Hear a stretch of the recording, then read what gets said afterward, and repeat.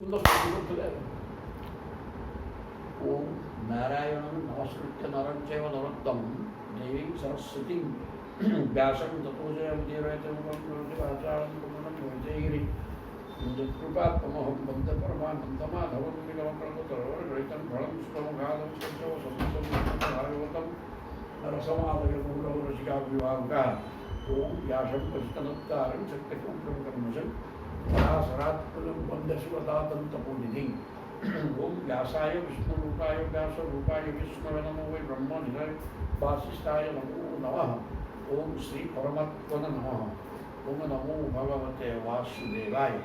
बर्तमान कौन है दशम स्कंध अध्याय 51 भगवान कालजवन को बिना अस्त्र घाइले कालजवन मसरे बटेला गोटे गुंफा भर पशिगले सेठी बेहाड़ गोटे से जन किए शोई निज बेहाड़ घोड़े दी लुचिले ये जाकि गोईठा है जलीगला तापर प्रभु आसिले मुचमुंड देखिक स्तुति कर देखा ममेश कालो अजित निष्फलवत राज्य श्रियोन्नद्ध मदस्य रूपते मर्त्यात्मुद्धे सुतदारकुशभु असज्जमानस्य दुरंत चिंतया। बर्तमान कहते मुचुकुंद बोले मम ईश हे अजित कहीं पराजय करें ना अजय सदाबले मम ईश काल निष्फल मोर जीवनटा जीवन दीर्घ समय अकारण पड़ा राज्य श्रियोन्नद्ध मदस्य भूपते रजा आई राज्य संपत्ति राज ऐश्वर्य भोग करी उन्नद्ध मदस्य द्वारा मदवत हो राज संपद भोग करी अहंकारी मर्त्यात्म बुद्धे सुतदार कोश भूषु मर्त्य आत्मबुद्धे गोटे मर्त्य लोकर मानव मला लोक जो मरियाटा बाध्य ए प्रकार गोटे मरणशील शरीरटा ही मो आत्मा मर्त्यात्म बुद्धे मरणशील ये शरीर को मो आत्मबुद्धि धरी नहीं आत्मा स्वतंत्र विषय कथा मोर ज्ञान ना ये शरीरटा ही आत्मा एवं शरीर को सुख दूसरा सुत मान पुओ दार मान स्त्री टका पैसा भूसंपत्ति युवाक यार भितर मझी रही प्रबल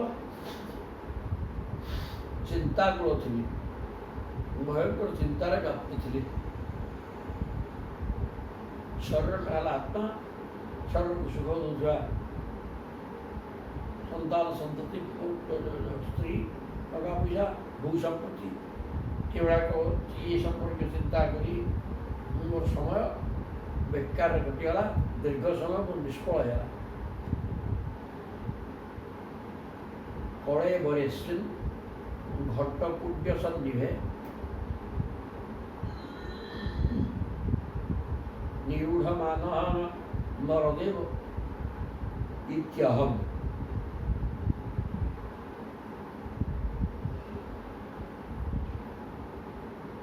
तो रथे भाष्व उदात्यनी कपि गाय पर्यटन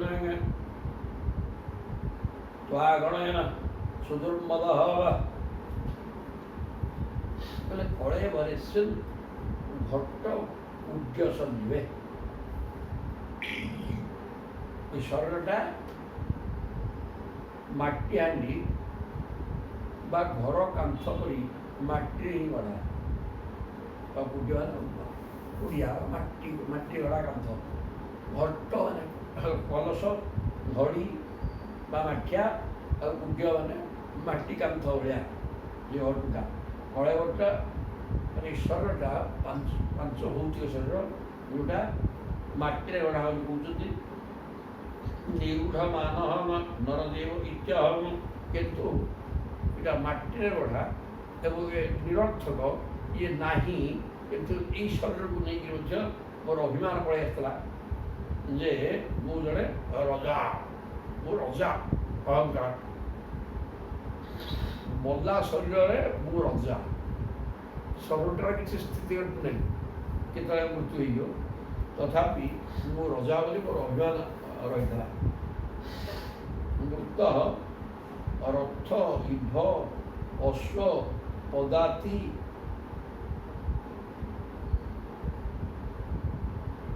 ଅଧିକପି, ରଥ ରଥାରୋହୀ ଅଶ୍ୱାରୋହୀ ପଦାତିକ,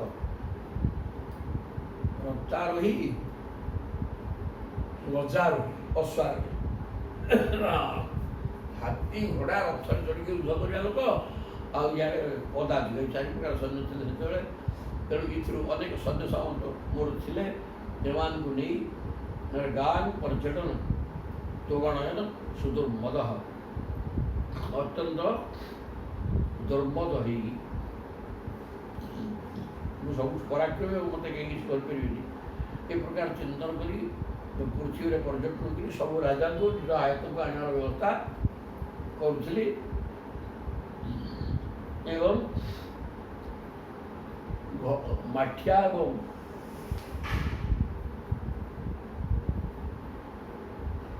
କୁଣ୍ଡିଆମାନେ ମାଟି କାନ୍ଥ ସଦୃଶ ଏଇ ଶରୀର କେବଳ ମାଟିରେ ତିଆରି ହେଇଥିଲେ ମଧ୍ୟ ଏ ଶରୀର ଉପରେ ମୋର ବହୁତ ଅଭିମାନ ଥିଲା, ତେଣୁ ମୁଁ ଜଣେ ରଜା। ଏବଂ ରଥାରୋହୀ ଅଶ୍ୱାରୋହୀ ଗଜାରୋହୀ ପଦାତିକ ସୈନ୍ୟମାନଙ୍କୁ ନେଇ ମୁଁ ପୃଥିବୀରେ ପର୍ଯ୍ୟଟନ କରି ଅତ୍ୟନ୍ତ ଭୟଙ୍କର ବଳବତ୍ତର ହେଇକରି ଯୁଦ୍ଧ କରିକି ଜୟ କରିବା, ଏଇଟା ରୀତିରେ ପୃଥିବୀରେ ରାଜ୍ୟ ଜୟ କରି କରି ବୁଲୁଥିଲି। କାରଣ ମୁଠୁ ବଳିକି ପରାକ୍ରମୀ ଆଉ କେହି ନାହାନ୍ତି, ଜଗତ ସମସ୍ତଙ୍କୁ ପରାଜୟ କରିଦେବି। ଏ ପ୍ରକାର ଚିନ୍ତନ କରି ବୁଲି ବୁଲିକିରି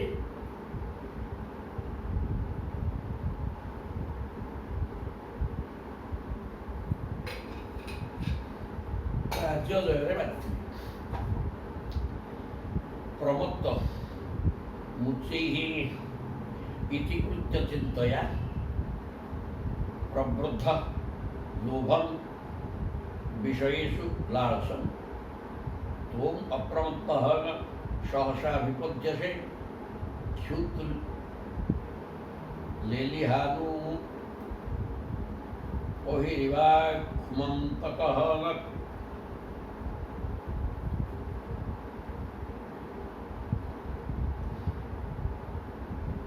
ପ୍ରମତ୍ତ ମୁଚୈଃ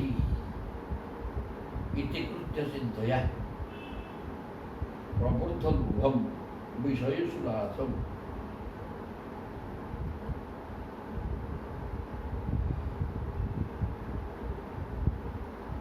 ପ୍ରମତ୍ତ ମୁଚୈଃ ଇତି କୃତ୍ୟ ଚିନ୍ତୟା, ଏଠି ମଣିଷ ଜନ୍ମ ମିଳିଛି, କର୍ତ୍ତବ୍ୟ ହେଲା କେବଳ ଈଶ୍ୱର ଚିନ୍ତନ କରିବା, କିନ୍ତୁ ସେ ପରମ କର୍ତ୍ତବ୍ୟ ପ୍ରତି ବିମୁଖ ହୋଇ ସଂସାରରେ ବାନ୍ଧି ରଖୁଥିବା ବିଷୟ ସୁଖ ମଧ୍ୟରେ ଅଧିକରୁ ଅଧିକ ଧାଉଁଥିଲା। ଧାଇଁକିରି ମୁଁ ପ୍ରବୃଦ୍ଧ ଲୋଭଂ ବିଷୟେଷୁ ଲାଳସଂ, ଅତ୍ୟନ୍ତ ଲୋଭାସକ୍ତ ଥିଲି ଏବଂ ବିଷୟ ଭୋଗ କରିବା ପାଇଁ ଇନ୍ଦ୍ରିୟ କ୍ରିୟା ପଦାର୍ଥ ଗୁଡ଼ାକ ଭୋଗ କରିବା ଲକ୍ଷ୍ୟରେ ମୁଁ ଅନବରତ ବଞ୍ଚିକି ରହୁଥିଲି। ତ୍ୱଂ ଅପ୍ରମତ୍ତଃ ସହସା ଅଭିପଦ୍ୟସେ,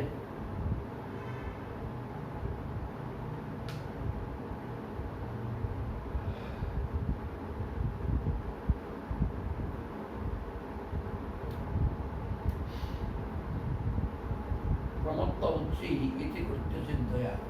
ତେଣୁ ବର୍ତ୍ତମାନ କ'ଣ କରିବି କ'ଣ ନ କରିବି, କେଉଁଟା ମୋର କର୍ତ୍ତବ୍ୟ କର୍ମ, କାହା କୋଉଟା କରିବା ଉଚିତ ନୁହେଁ, ये संपर्क चिंतन करी मोर अकारे गापात करुले और विश्व भोग कर माति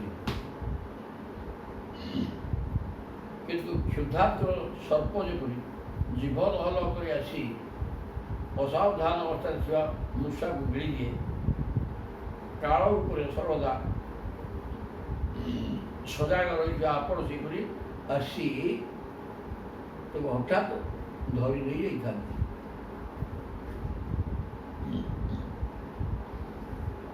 अत्यंत प्रभाषित होगी विश्व भोग कर लोक माति थाए एवं कौन करी कौन न करी ये कर्तव्य अकर्तव्य कौन करा उचित अनुचित ये संपर्क चिंता करी अर्था समय नष्ट करता है किंतु यपरी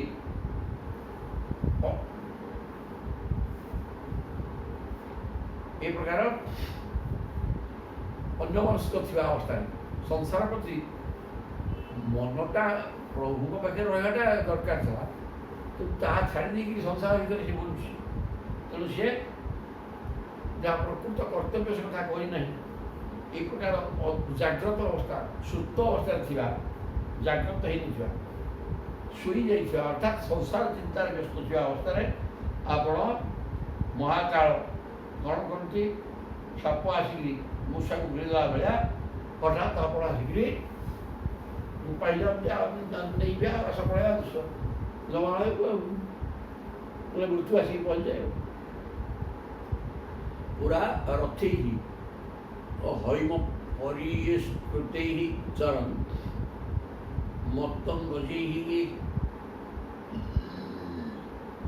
बा नरदेव संगीतः सएव कालेन दुरत्ययेन ते कलेवरो विट्टे कृमि भस्म संगीत पुरा रथैः हेम परिस्कृतैः चरण पूर्वरु रथे ही हेम परिस्कृति चलन स्वर्ण खचित रथ रथ दे विचार करी मत्तं गजे ही मतवाल हाथीवान द्वारा बा नरदेव संगीत रथ पर बसिक बुले ना हाथी पर बसिक रजा नरदेव रजा तेणु हाथी सुसज्जित हस्ती तथा सुवर्ण मंडित रथ दिए बुले शैव काले दुरत्ययेनुते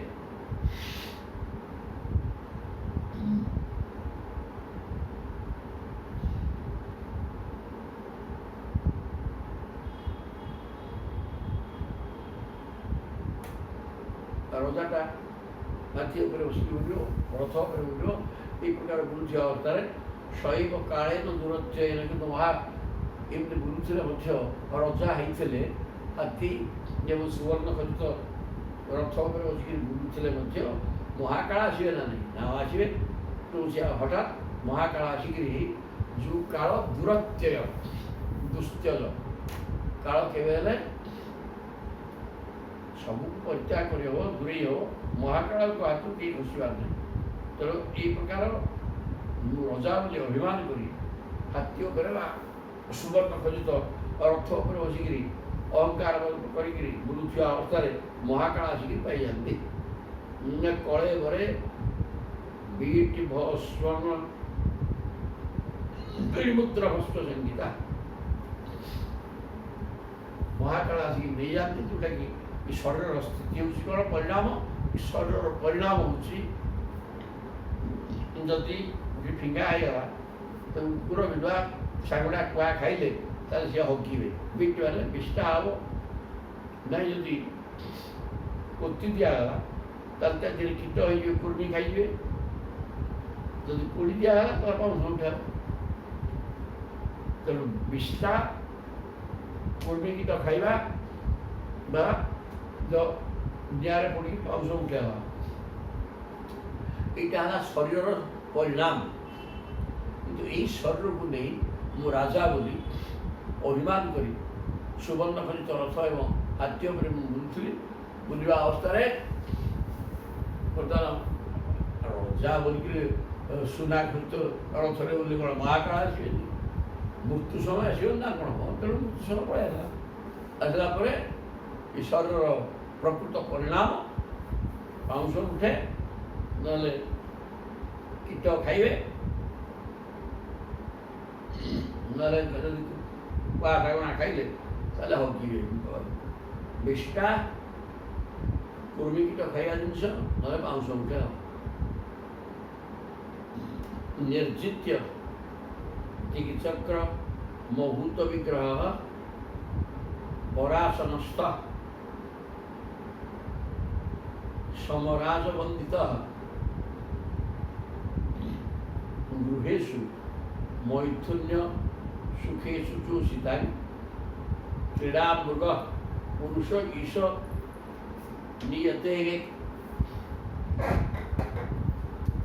ପୁରୁଷ ଶ୍ରେଷ୍ଠ ବା ପୁରୁଷ ସିଂହ କ'ଣ ହୁଏ? ନିର୍ଜିତ୍ୟ ଚିକିତ୍ସକ୍ର ଅଦ୍ଭୁତ ବିଗ୍ରହ ରଜା ହେଇକିରି ମୁଁ ସଦସ୍ୟ ସାମନ୍ତ ନେଇ ଦିଗ ବିଦିଗ ପୃଥିବୀ ପର୍ଯ୍ୟଟନ କରିକି ସବୁ ରାଜାଙ୍କୁ ନିଜ ଆୟତ୍ତରେ ରଖିଥିଲେ ଯୁଦ୍ଧ କରିକି। ପରାସନସ୍ଥ ସମରାଜ ବନ୍ଦିତ ଏବଂ ପରାସନ ମାନେ ସିଂହାସନ ଉପରେ ବସି ମୋର ସମକକ୍ଷ ରାଜାମାନେ ଆସିକି ମୋତେ ମୁଣ୍ଡିଆ ମାରୁଥିଲେ, ମାନେ ସମ୍ମାନ ଦେଉଥିଲେ। କାରଣ ମୁଁ ରାଜାଧିରାଜ ଥିଲି, ଅନେକ କର୍ଦ ରାଜା ମୋର ଥିଲେ, ସେମାନେ ଆସିକି ମୋତେ ମୁଣ୍ଡିଆ ମାରୁଥିଲେ। ଏହି ପ୍ରକାର ଅବସ୍ଥାରେ ଗୃହେଷୁ ମୈଥୁନ୍ୟ ସୁଖେଷୁ ଯୋଷିତା, ଯେଡ଼େ ବିରାଟ ଲୋକ ହେଲେ ମଧ୍ୟ ସ୍ତ୍ରୀ ଆଗରେ ସେ କ୍ରୀଡ଼ାମୃଗ। କ୍ରୀଡ଼ାମୃଗ ମାନେ କାଠ କଢ଼େଇ, ତା ଆଗରେ ସେ ବାପା ଟିକେ କାନ ଧରିକି ବସି 2-3 ଥର ବସ ଉଠୁ ହେଇଗଲା ଯେ ଆଜ୍ଞା। এই প্রকার স্ত্রী আগে যোষিতা মৌথুন্য সুখেষু গৃহেষু। গৃহ মানে କ'ଣ? ଗୃହ ଶବ୍ଦର ଅର୍ଥ ହେଲା ଯେଉଁଠି ଗୃହିଣୀ ଗୃହ ମୁଚ୍ୟତେ। ଘର କହିଲେ ଇଟା ପଥର ସିମେଣ୍ଟ କଂକ୍ରିଟରେ ତିଆରି ହେଇଥିବା କାନ୍ଥ ଘର ନୁହେଁ। ଗୃହିଣୀ ଘର ମାନେ ଗୃହିଣୀ ସ୍ତ୍ରୀଟା, ଏବଂ ଏ ଘର କରିକି ରହିବାର ତାତ୍ପର୍ଯ୍ୟ ହେଲା ସ୍ତ୍ରୀ ସହବାସ, ମୈଥୁନ ସୁଖ। ତେଣୁ ମୈଥୁନ ସୁଖ ଆସ୍ୱାଦନ କରୁଥିବା ପୁରୁଷଟା କ'ଣ ହେବ ନା ସ୍ତ୍ରୀର କ୍ରୀଡ଼ା ମୃଗ କଣ୍ଠେଇ, ସେଟାକୁ ନାଚେଇବ। ତାକରେ ତାକରେ ଏମିତି ହେବ ସେମିତି ହେବ, ଏଇଟା ଆଣେ ଚାଲିଲା। ଆଉ ପୁରୁଷ ଈଶ ଏତେ ବଡ଼ ସମ୍ରାଟ ହେଇକିରି ରଜାମାନେ ମୋତେ ମୁଣ୍ଡିଆ ମାରୁଥିଲେ ମଧ୍ୟ ମୋର ମୈଥୁନ ସୁଖ ପାଇଁ ସ୍ତ୍ରୀ ପଛରେ ଗୋଡ଼େଇଥିବାରୁ ତା'ର କ୍ରୀଡ଼ା ମୃଗ ଭଳିଆ ହେଇକିରି ରହିବାକୁ ପଡ଼େ। ତେଣୁ ଏଇ ଗୃହସ୍ଥାଶ୍ରମ ଭିତରେ ତୁମେ ବିରାଟ ମୁଖ୍ୟମନ୍ତ୍ରୀ ସେ ଅମୁକ ମନ୍ତ୍ରୀ ସମୁକ ମନ୍ତ୍ରୀ କେତେ କାହାକୁ ନଚଉଥା, କିନ୍ତୁ ଘର ଭିତରୁ ଗଲା ଆସିକି ମାଇକିନା ହାତରେ କାଠ କଣ୍ଡେଇ ଏସବୁ ଡର ଧରିକି ଝିଙ୍କିକି ଥେଇ ଥେଇ କରି ବସ ଉଠୁ ଇତ୍ୟାଦି ଇତ୍ୟାଦି କହିବାର ତାତ୍ପର୍ଯ୍ୟ। ତେଣୁ ସ୍ତ୍ରୀ ହିଁ ମାୟା, ଏବଂ ସ୍ତ୍ରୀ ସୁଖ ପାଇଁ ଇଚ୍ଛା କଲେ ତା ଦ୍ୱାରା ସେ ତୁମକୁ ନଚେଇବ। ଆଉ ତୁମେ କେତେ ଯଶସ୍ୱୀ ପୁରୁଷାକାର ତମ ପାଖରେ ଥାଉ, ଅନେକ ସାମାଜିକ ଅନେକ ନରସମୂହକୁ ଶାସନ କରିକି ନଚଉଥିଲେ ମଧ୍ୟ ସ୍ତ୍ରୀ ଆଗରେ ତେମେ ନାଟକ କରିବ। ଏଇଟା ହେଲା ସଂସାର। ତେଣୁ କରୋତି କର୍ମାଣି ତପସ୍ସୁ ନିଶ୍ଚିତ ନିବୃତ ଭୋଗ ତଦପେକ୍ଷୟା ତଦତ୍ ପୁନଶ୍ଚ ଭୂୟେୟମହଂ ସୁରାନିତି ପ୍ରବୃଦ୍ଧ ତର୍ଷେ ନ ସୁଖାୟ କଲ୍ପତେ।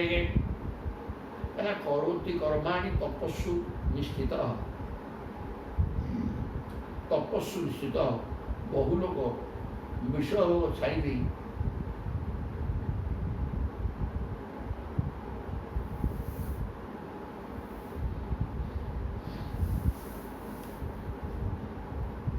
କରୋତି କର୍ମାଣି ତପସ୍ସୁ ନିଶ୍ଚିତ ନିବୃତ ଭୋଗ ତଦପେକ୍ଷୟା ଦଦତ୍।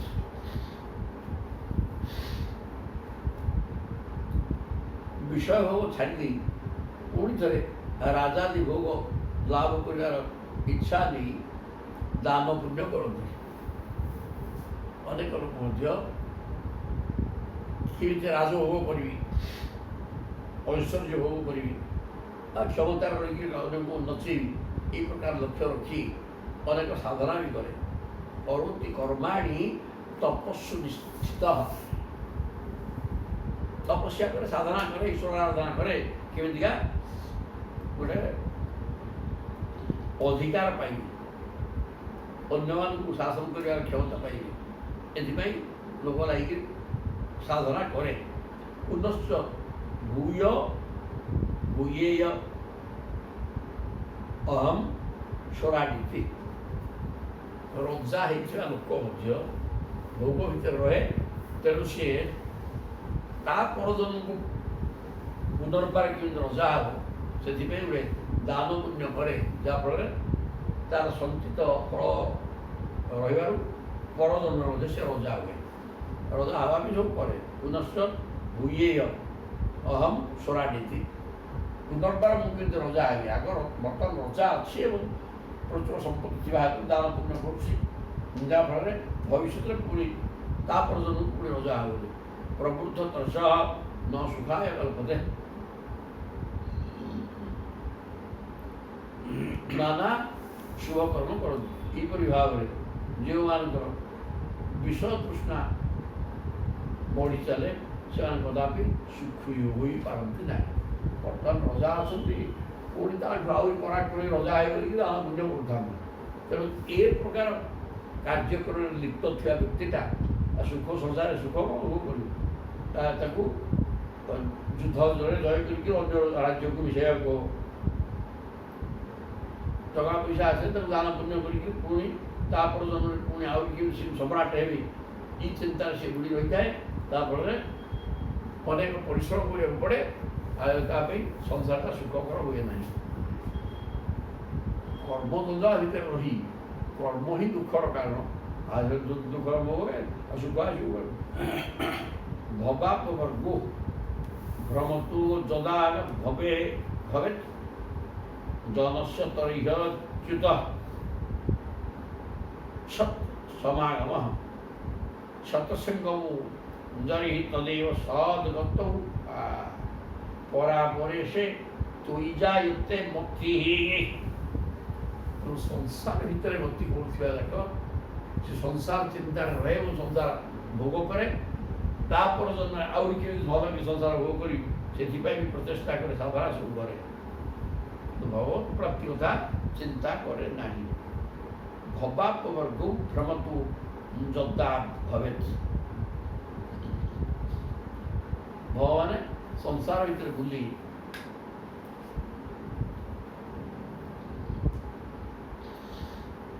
ନିଜ ସ୍ୱରୂପରେ ସର୍ବଦା ଏକା କରି ରହିଥିବା ଇଏ ଭଗବାନ। ଜୀବ ଅନାଦିକାଳରୁ ଜନ୍ମ ମୃତ୍ୟୁ ରୂପୀ ସଂସାର ଚକ୍ରରେ ଘୁରୁଛି। ଭବ ଏବଂ ଅପବର୍ଗ ଭଗବାନ ସୃଷ୍ଟି ହେବ, କେଉଁ ମୁକ୍ତି ପାଇବା? ଜନ୍ମମରଣ ଚକ୍ରରେ ପଡ଼ିକି ବୁଝିବା। ଭ୍ରମତଃ ଯଦା ଭବେତ୍ ଜନସ୍ୟ ତର୍ହି ଅଚ୍ୟୁତ ସତ୍ସମାଗମଃ। এই প্রকার বুলু বুলু জীব অনাদিকাল জন্ম মৃত্যু রূপী সংসার চক্রে ঘুরুছি। তা পাই সেই চক্রু মুক্তি হওয়ার সময় আসিলে জনস্য তর্হি অচ্যুত। সংসার চক্রে বুলু বুলু যদি তার কৌশি কারণ মঙ্গল তার শুভ মুহূর্ত আসি যায়, ভাগ্যোদয় হুয়ে, তাহলে সে କ'ଣ ହେବ? ତାକୁ ସତ୍ସଙ୍ଗ ମିଳେ। ସତ୍ସଙ୍ଗ ମିଳେ କ'ଣ? ସତ୍ ମାନେ ବ୍ରହ୍ମ ସତ୍ୟମ୍ ଜଗତ ମିଥ୍ୟା। ଜଗତଟା ମିଥ୍ୟା ନାହିଁ, ବ୍ରହ୍ମ ପଦାର୍ଥ ସତ୍ୟ। ତେଣୁ ଈଶ୍ୱର ବା ବ୍ରହ୍ମ ପଦାର୍ଥ ହିଁ ସତ୍ୟ। ସେ ସତ୍ୟ ଜ୍ଞାନ ଥିବା ବ୍ୟକ୍ତି ବିଶେଷ ହେଉଛନ୍ତି ସଜ୍ଜନ।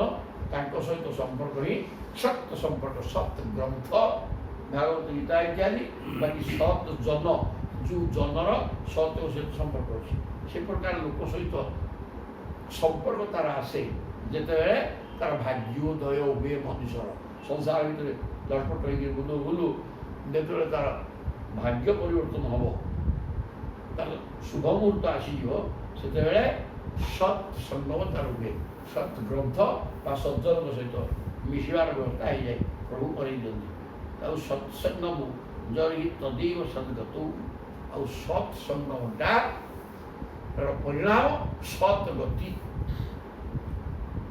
ସତାଳି ଗତି ସଜ୍ଜନମାନେ ଯେଉଁ ଗତିକି ପାଆନ୍ତି ଅର୍ଥାତ୍ ଭଗବତ ଚରଣାରବିନ୍ଦ ପ୍ରାପ୍ତି ହୁଏ ସତ୍ସଙ୍ଗ କରିବା ଫଳରେ ପରାମରେ ସେ ତୋଇଯା ଏତେ ମତି ହି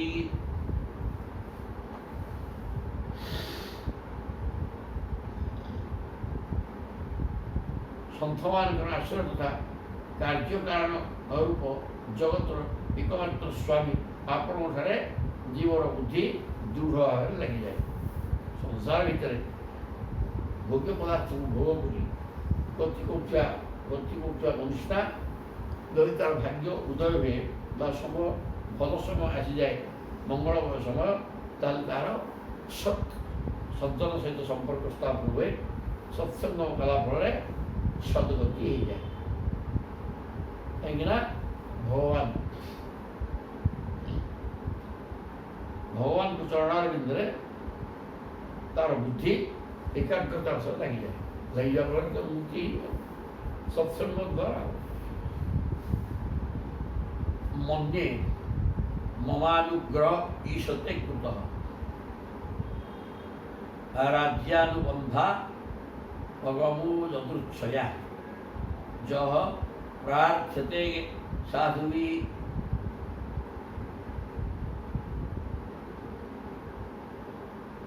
एकचर्यया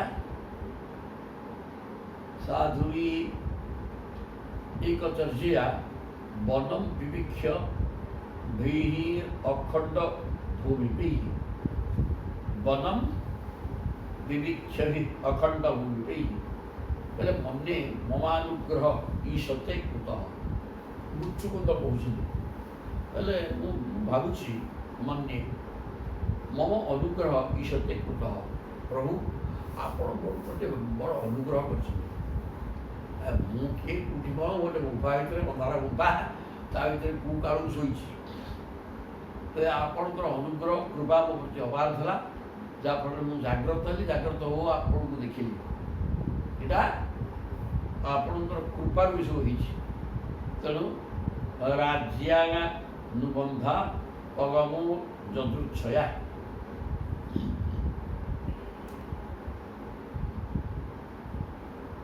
ରାଜ୍ୟବନ୍ଧନ ଅନାୟାସରେ ତୁଟିଗଲା ରାଜ୍ୟାନୁବନ୍ଧା ପଗମ ଯଦୃଚ୍ଛୟା ଏ ଯେଉଁ ମୁଁ ଗୋଟେ ରଜା ଏବଂ ରଜା ହେବି ରାଜ୍ୟ ଭୋଗ କରିବି ଏ ପ୍ରକାର ଅଭିଳାଷ ମୋ ମନ ସଦାବେଳେ ହେଉଥିଲା ସେଇଟା ବର୍ତ୍ତମାନ ଆପଣ ମୋତେ ଅପାର କରୁଣା କଲେ ଆପଣ ତା ଛାଏ ମୁଁ କିଛି ତ ସାଧନା କରୁନି କେତେବେଳେ କହୁଥିଲି ରଜାର ସମୟରେ ଗୋଟେ କିଛି କରୁନି କିନ୍ତୁ ବର୍ତ୍ତମାନ ଆପଣ ମୋ ସାମ୍ନାକୁ ଆସି ମୋତେ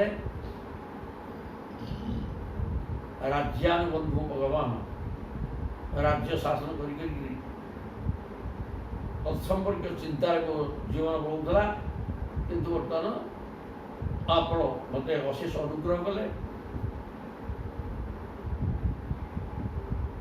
ଯହ ପ୍ରାର୍ଥ୍ୟତେ ସାଧୁଭିଃ ଏକଚର୍ଯ୍ୟୟା ସାଧୁମାନେ ସତ୍ପୁରୁଷମାନେ ଆପଣଙ୍କୁ ଉପାସନା କରିକି ଯାହା ପ୍ରାର୍ଥନା କରନ୍ତି ଅର୍ଥାତ୍ ଭଗବାନଙ୍କୁ ପାଇବା ଅର୍ଥାତ୍ प्रार्थना करते वनम विवीक्ष्य भीः अखंड भूमिभिः अखंड साम्राज्य आसमुद्र पृथ्वीर मालिक रजा बर्तमान अखंड भूमिभिः वनम विवीक्ष्य भीः विराट भूखंडर मालिक होता बयस आसी जाते से राज्य को देखिए बनକୁ ଯାଇକିରି ଆପଣଙ୍କୁ ଆରାଧନା କରନ୍ତି ରାଜ୍ୟ ତାକୁ ଆଉ ବାନ୍ଧିକି ରଖିପାରେ ନାହିଁ ତେଣୁ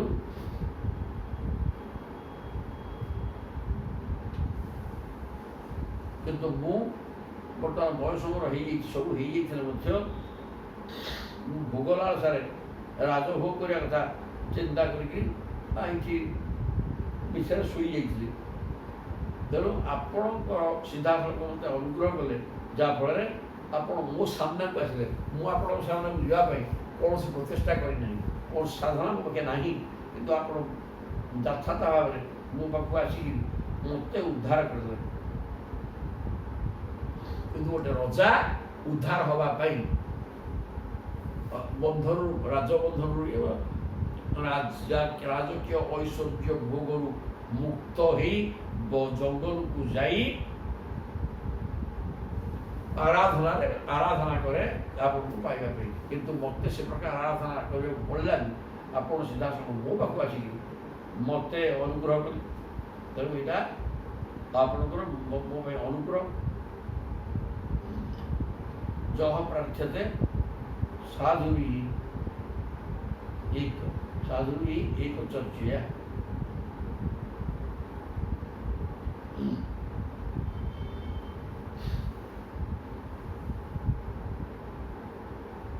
ସାଧୁମାନେ ମଧ୍ୟ ସତ୍ପୁରୁଷ ଆପଣଙ୍କୁ ପାଇବା ପାଇଁ ଉପାସନା କରନ୍ତି।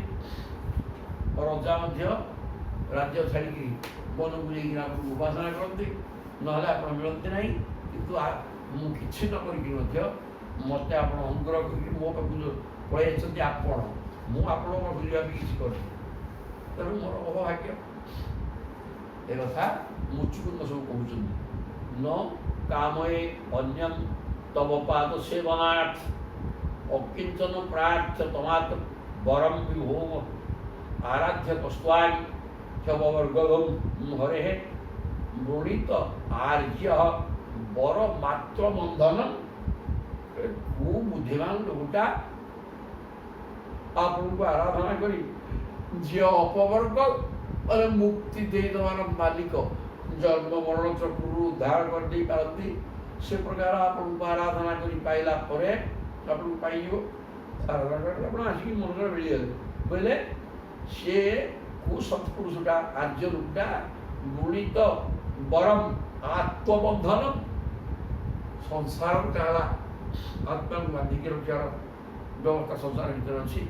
ତେଣୁ ଆପଣ ମୁକ୍ତିଦାତା ଆସିକି ଉପସ୍ଥିତ ହେଇଯାନ୍ତେ।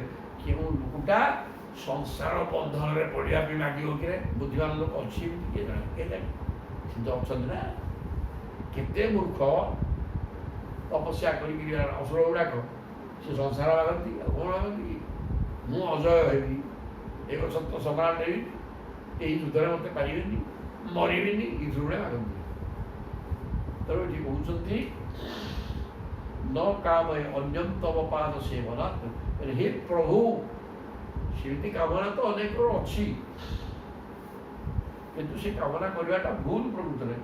କାରଣ ଆପଣ ମୁକ୍ତିଦାତା, ଆପଣଙ୍କୁ ପାଇଲା ପରେ ଜଣେ ଯଦି ପୁଣି ସଂସାର ବନ୍ଧନରେ ରାନ୍ଧିବା କଥା ମାଗିବ, ତାକୁ କ'ଣ କୁହାଯିବ?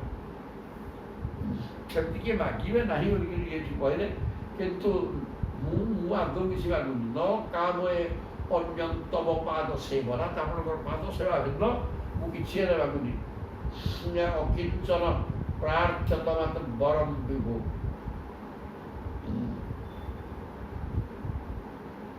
ଆପଣଙ୍କର ଚରଣ ସେବା ଛଡ଼ା ଅନ୍ୟ କୌଣସି ବର ଚାହେଁ ନା। ଯେଉଁମାନଙ୍କର କୌଣସି ପ୍ରକାର ପ୍ରଭାବ ସଂଗ୍ରହ ପରିଗ୍ରହ ନାହିଁ, ଅଥବା ଯେଉଁମାନଙ୍କର ସେସବୁ ଥାଇ ମଧ୍ୟ ଅଭିମାନ ନାହିଁ, ସେମାନେ ମଧ୍ୟ କେବଳ ଆପଣଙ୍କର ଚରଣ ସେବା ପାଇବାକୁ ପ୍ରାର୍ଥନା କରନ୍ତି।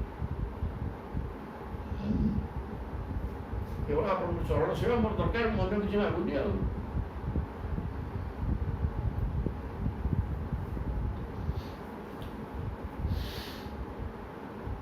କାରଣ ଆପଣ ମୁକ୍ତିଦାତା, ଆପଣଙ୍କୁ ପାଇଲା ପରେ ଆଉ ସଂସାର ବନ୍ଧନ କିଏ ବା ମାଗିବ? କୋଉ ବ୍ୟକ୍ତି?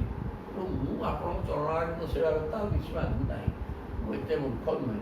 ତସ୍ମାତ୍ ବିସୃଜ୍ୟାଶିଷ ଈଶ ସର୍ବତୋ ରଜ ସ୍ତମଃ ସତ୍ତ୍ୱ ଗୁଣାନୁବନ୍ଧନଃ ନିରଞ୍ଜନ ନିର୍ଗୁଣମଦ୍ୱୟଂ ପରಂ ତ୍ୱାଂ ୟକ୍ତିମାତ୍ରଂ ପୁରୁଷଂ ବ୍ରଜାମ୍ୟହଂ। କହିଲେ ତେଣୁ ହେ ପ୍ରଭୁ ତସ୍ମାତ୍ ବିସୃଜ୍ୟ ଆଶିଷ ଈଶ୍ୱ ସର୍ବତଃ। ତେଣୁ ହେ ପ୍ରଭୁ ମୁଁ ସତ୍ୱଗୁଣ ରଜଗୁଣ ଓ ତମଗୁଣ ସହିତ ସମ୍ବନ୍ଧ ରଖିଥିବା ସମସ୍ତ କାମନା ତ୍ୟାଗ କରିଦେଇ ମାୟା ଶୂନ୍ୟ ବିସୃଜ୍ୟ ଆଶିଷ ଇତି ମୋତେ ତେଣୁ ଆପଣ ଆଶୀର୍ବାଦ କରନ୍ତୁ ସର୍ବତଃ ରଜ ତମ ସତ୍ୱ ଗୁଣାନୁବନ୍ଧନ ମୁଁ ସତ୍ୟ ରଜ ତମ ତିନି ଗୁଣର ଊର୍ଦ୍ଧ୍ୱକୁ ଚାଲିଗଲିଣି।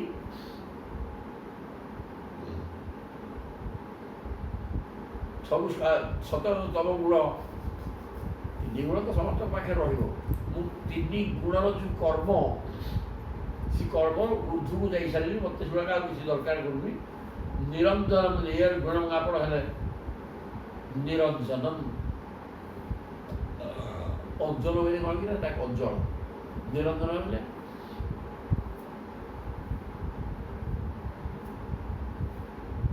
ଆଖିରେ ଆଖିଟା ଦେଖିବା ପାଠ। ତେଣୁ ସେ ଆଖିରେ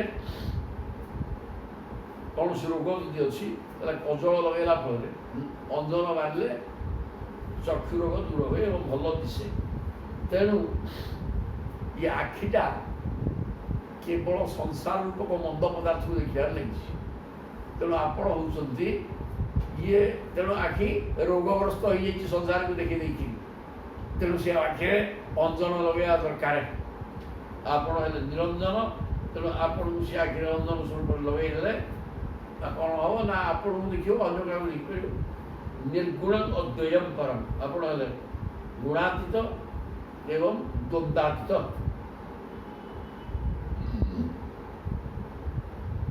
ତ୍ୱାଂ ଜ୍ଞପ୍ତି ମାତ୍ରମ୍ ଆପଣ ଅନୁଭବ ସ୍ୱରୂପ ପୁରୁଷମ ପ୍ରଜାମ୍ୟକ୍ତ।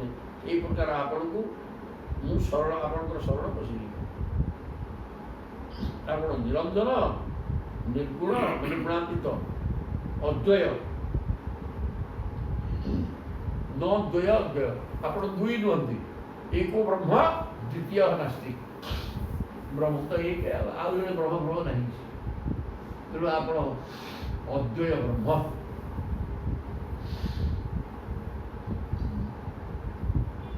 ତେଣୁ ବର୍ତ୍ତମାନ ଆପଣ ମୋତେ ଆଶୀର୍ବାଦ କରନ୍ତୁ। ମୁଁ ସତ ରଜତମ ତିନି ଗୁଣର ଊର୍ଦ୍ଧ୍ୱକୁ ଯାଇକରି କେବଳ ଆପଣଙ୍କୁ ପାଇବା ଚିନ୍ତା କରୁଛି।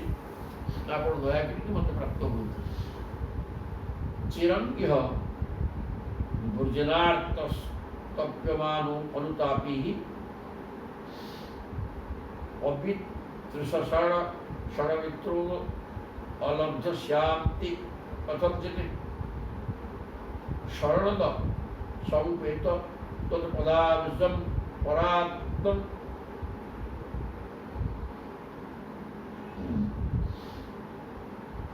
ଅଭୟମ୍ ମୃତମ୍ ଅଶୋକମ୍ ପାହି ମାଂ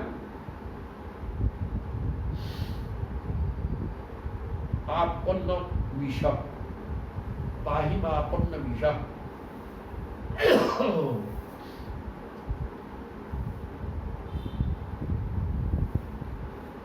कहते चिरंगिह गुर्जिनार्थ तप्यमान अनुतापी।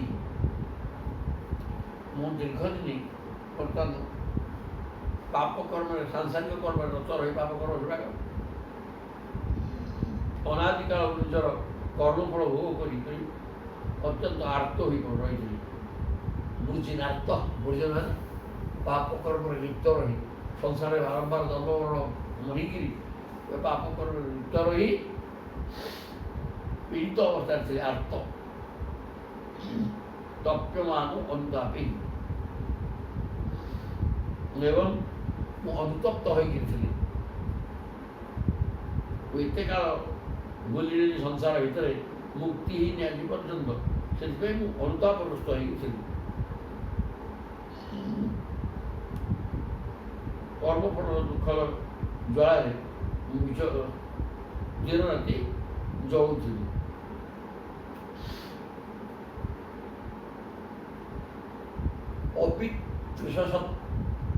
षड़मित्र छटा है षट अमित्र छटा है आमर शत्रु अमित्र शत्रु କିଏ ସେ? କାମ, କ୍ରୋଧ, ଲୋଭ, ମୋହ, ମଦ, ମାଶ୍ଚର୍ଯ୍ୟ। ଏ 6ଟା ଶତ୍ରୁ ମୋତେ ଆକ୍ରମଣ କରିକି କାବୁ କରିଦେଇଥିଲେ। କାରଣ କାମ, କ୍ରୋଧ, ଲୋଭ, ମଦ, ମାଶ୍ଚର୍ଯ୍ୟ ଭିତରେ ମୁଁ ଅତି କରୁଥିଲି। ଅଲବ୍ଧ ଶାନ୍ତି, ତେଣୁ ମୁଁ ଆଉ ଶାନ୍ତି ଲାଭ କରିବି କୋଉଠି? କାମ, କ୍ରୋଧ, ଲୋଭ, ମୋହ, ମଦ, ମାଶ୍ଚର୍ଯ୍ୟରେ ରତ ଥିବା ମଣିଷ ଅଶାନ୍ତ ଅବସ୍ଥାରେ ରହେ। ତେଣୁ ମୁଁ ସେହି ପ୍ରକାର ଅବସ୍ଥାରେ ରହି କେବେ ହେଲେ ଶାନ୍ତି ପାଉନଥିଲି। ମୁଁ ବର୍ତ୍ତମାନ ବାରମ୍ବାର ଜନ୍ମମରଣ ଚକ୍ରରେ ପଡ଼ି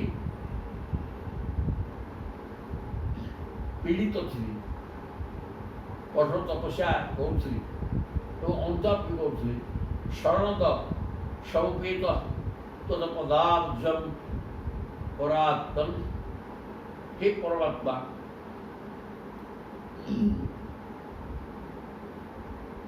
ହେ ଶରଣଦ, ହେ ପରମାତ୍ମନ୍,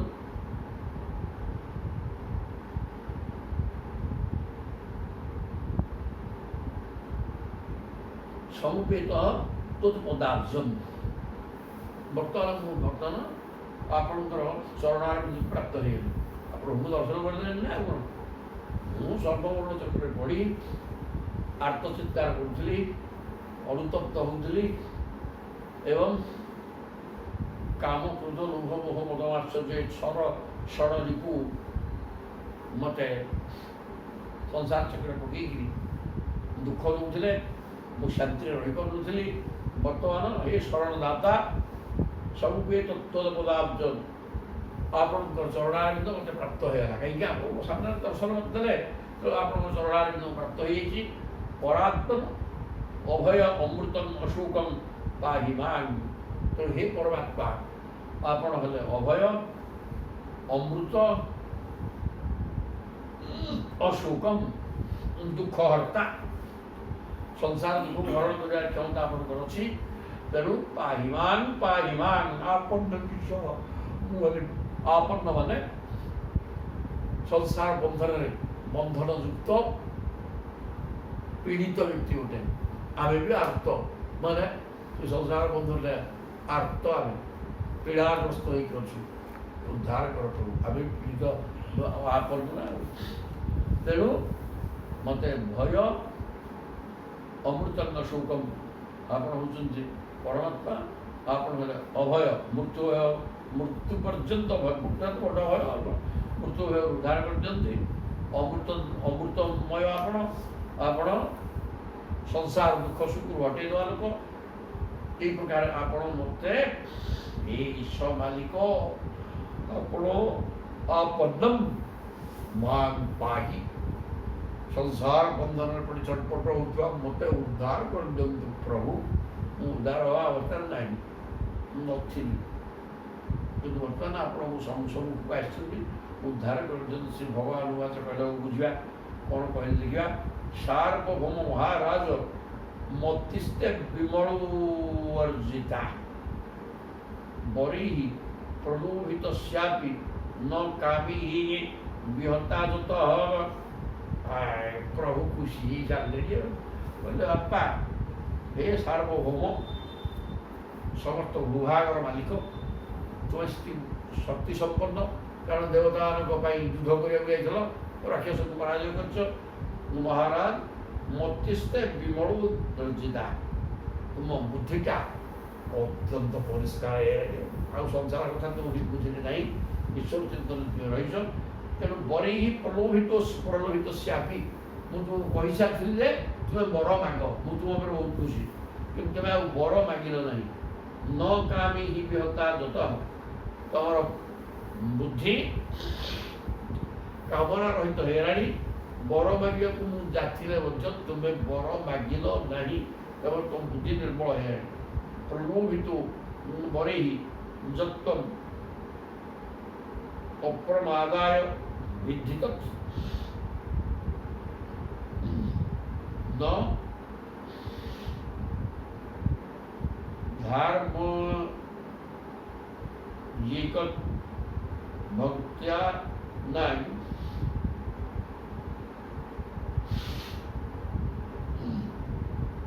आशीभिः विद्यते क्वचित्। मनोहित बरैः जक्तम् अप्रमादाय विद्धि तत् ମୁଁ ତୁମକୁ ବର ଦେବା ପାଇଁ ପ୍ରସ୍ତୁତ ହୋଇଯାଇଥିଲେ ମଧ୍ୟ ତୁମେ ବର ନେବା ପାଇଁ ପ୍ରସ୍ତୁତ ନୁହଁ। ଏହା ତୁମର ଅପ୍ରମାଦ ପାଇଁ ଉଦ୍ଦିଷ୍ଟ, ମାନେ ତୁମେ ତେଣୁ ବନ୍ଧନମୁକ୍ତ ହେଇଗଲ, ତୁମର କୌଣସି କାମନା ବାସନା ନାହିଁ, ବର ଜାତିରେ ମଧ୍ୟ ନେବାକୁ ଉଦ୍ଦେଶ୍ୟ ତୁମର ନାହିଁ। ନ ଧର୍ମ ଧୀୟ ମୟା ଏକ ଭକ୍ତା ନାହିଁ, ତୁମର ବୁଦ୍ଧିଟା କେବଳ ମାତ୍ର ମୋ ଚରଣାରବିନ୍ଦରେ ଭକ୍ତି ଭାବରେ ମଜ୍ଜି ସାରିଲାଣି। ଆସେ ବି ବିଦ୍ୟତେ କୁଚିତ।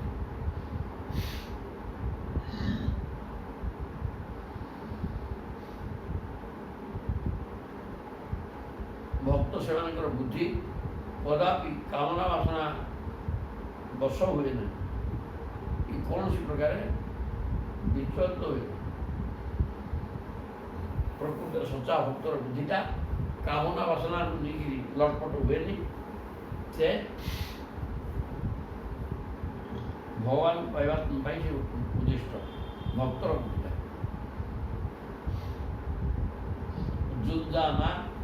जुञ्जानानां अभक्तानां प्राणायामादिभिर्मनः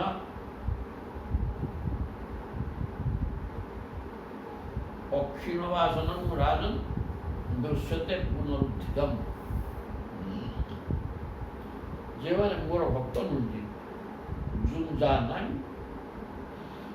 अभक्तानां प्राणायामादिभिर्मनः मोर भक्त नुह तथापि प्राणायाम प्रवृत्ति करी मन को मो सहित जोग करने व्यवस्था करती, किंतु भक्त भक्ति नहीं।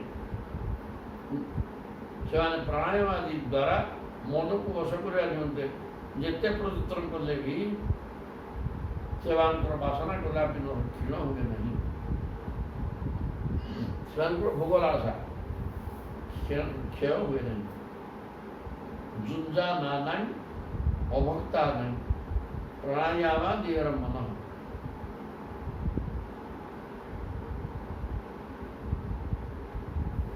जो अभक्त से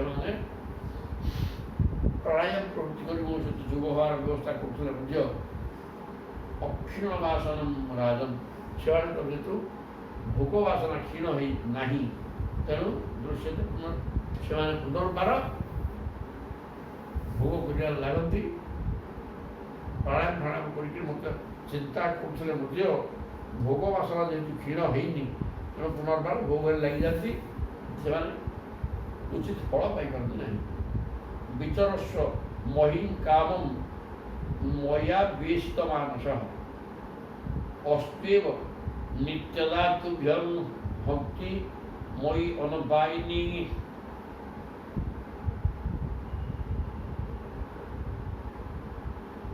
कहले विचरस्व महीं कामं तेणु हे राजन तुम्हें बर्तमान इच्छा मुताबक ये संसार भीतर पर्यटन कर मज्जावेशित मानस तुमर मन मई आवेशित तुमर मन भीतर मु रही अर्थात तुमर मन मत धरी नौ भगवान को धरी नौ एवं तुम्हें पृथ्वी पर्यटन कर अस्त्यव नित्यदा तुभ्यम अस्तु एव नित्यदा तुभ्यम अर्थात सदा सर्वदा मो चरणारविंदर अनपायिनी भक्ति मानने अविच्छेद्य भक्ति भाव सर्वदा विषय वासना शून्य निर्मल भक्ति मो चरणारविंदर निर्मल भक्ति भाव सृष्टि हो। पहले प्रभु तुम्हें पृथ्वी विचरण कर मन भीतर मत धरिकी मन संसार मन मन भीतर संसार हटै दियो मोरी स्वरूप को मन धारण कर संसार विचरण कर तापर मो चरणारविंद तोर अटल भक्ति पाई शास्त्र धर्म सिद्धो जंतु न्यवधीय मृगयादि समाहित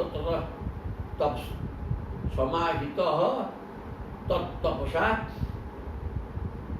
जहि अघम मधुपाश्रित। तुम्हें रजा थिल ମୃଗୟା କରିକି ଅନେକ ପଶୁ ମାରିଛ, କ୍ଷେତ୍ର ଧର୍ମ। ମୃଗୟାରେ ପଶୁ ମାରିବାଟା କ୍ଷତ୍ରିୟର ଧର୍ମ, ଏଥିରେ କିଛି ଭୁଲ ନାହିଁ। ତଥାପି ପଶୁ ମାରିଲେ ତଥାପି ଦୋଷ ହେବ। କ୍ଷେତ୍ର ଧର୍ମ ସ୍ଥିତ ଜନ୍ତୁ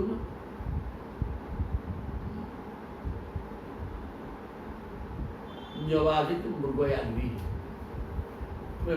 ରଜା ତ ମୃଗୟାରେ ଯାଇକି ରଜା ପଶୁ ମାରିବାର ବ୍ୟବସ୍ଥା ବି ଅଛି। ତେଣୁ ତୁମେ ମୃଗୟା କରିକି ପଶୁ ମାରିଛ, ତେଣୁ ସମାହିତ ତପସ୍ୟା।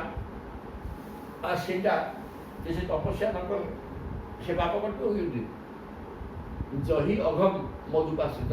ତେଣୁ ମୁଁ ଆଶ୍ରୟ ରହିଯା, ପାପ ହଟାଅ।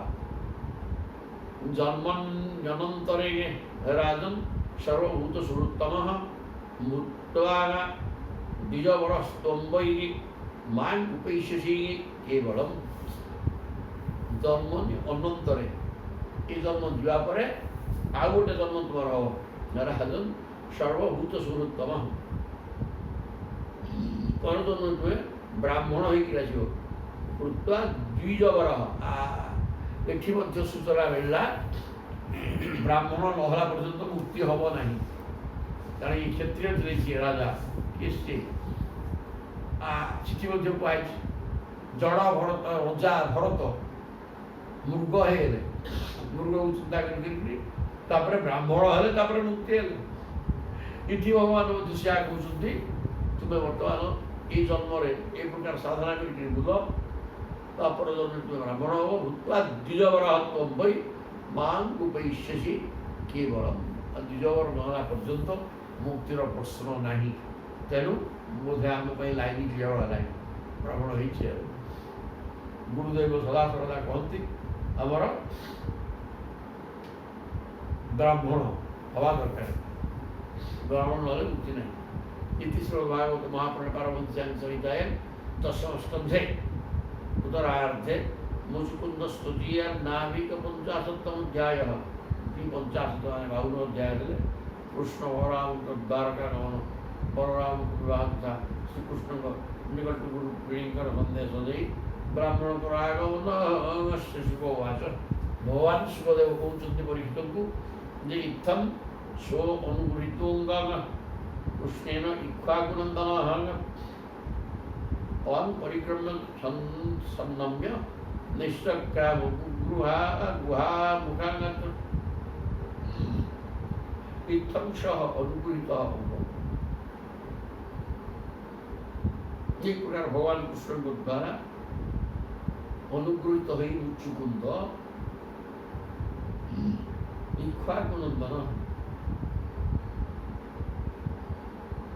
ଇକ୍ଷ୍ୱାକୁଙ୍କର ଇକ୍ଷ୍ୱାକୁ ବଂଶ ମାନ୍ଧାତାଙ୍କ ପୁଅ ହେଲେ ମୁଚୁକୁନ୍ଦ। ତେଣୁ ସିଏ ବର୍ତ୍ତମାନ ଭଗବାନଙ୍କ ଦ୍ୱାରା ଅନୁଗୃହୀତ। ଭଗବାନ ତାଙ୍କୁ ଅନୁଗ୍ରହ କଲେ। ତେଣୁ ତାଙ୍କୁ ପରିକ୍ରମା କରି କହିଲେ, ଏଇ ଜନ୍ମରେ ତୁମେ ବୁଲ, ତୀର୍ଥ ପରିଦର୍ଶନ କର, ମୋତେ ମନରେ ଧରିକି ତାପରେ ଦେହ ତ୍ୟାଗ କର, ବ୍ରାହ୍ମଣ ହବ, ମୁକ୍ତି ହବ। ଏ କଥା କହିଦେବା ପରେ ତାଙ୍କୁ ପ୍ରଦକ୍ଷିଣ କରି ନମସ୍କାର କରି ସାଷ୍ଟାଙ୍ଗ ପ୍रणिपात କଲେ। ଗୁହା ଭିତରୁ ବାହାରିକି ଚାଲିଲେ। ସବିକ୍ଷୋଭ କ୍ଷୁଲ୍ଲକାନ ମର୍ତ୍ୟାନ୍ ପଶୁନୁ ବିରୁଦ୍ଧ ବନସ୍ପତିଙ୍ଗନେ ମତ୍ୱା କଳିଯୁଗମ୍ ପ୍ରାପ୍ତଂ ଜଗାମ ଦିଶମୁତ୍ତରାୟ। ସିଏ ସତ୍ୟ ଯୁଗର ମନୁଷ୍ୟ, ସିଏ ଦେଖିଲେ ସିଏ ବି ବିରାଟ 21 ହାତ ଉଚ୍ଚ, ଆଉ ସିଏ ଦେଖିଲା ସେ ମନୁଷ୍ୟ ଗୁଡ଼ାକ 3 ହାତିଆ ହେଇଗଲେ। ତେଣୁ ବିକ୍ଷ କ୍ଷୁଲ୍ଲକାନ କ୍ଷୁଦ୍ର କ୍ଷୁଦ୍ର ମନୁଷ୍ୟ, ପଶୁ ବିରୁଦ୍ଧ ବନସ୍ପତିରେ ଗଛ ଲତା ସବୁ ଆକାରରେ କ୍ଷୁଦ୍ର ହେଇଗଲେ। ତେଣୁ ବୁଝିଲେ ଯେ ଏଇଟା କଳିଯୁଗ ବର୍ତ୍ତମାନ ହେଇଗଲା। କଳିଯୁଗ ପ୍ରାପ୍ତ, କଳିଯୁଗ ହେଲା ଚିନ୍ତା କରି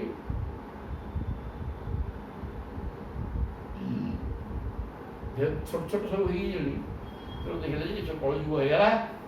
ତେଣୁ ଇଏ ଆଉ ୟାଙ୍କ ଭିତରେ ମୁଁ କ'ଣ ଚଳିବି? ଉତ୍ତର ଦିଗକୁ ଚାଲେ ତପସ୍ୟା କରିବାକୁ।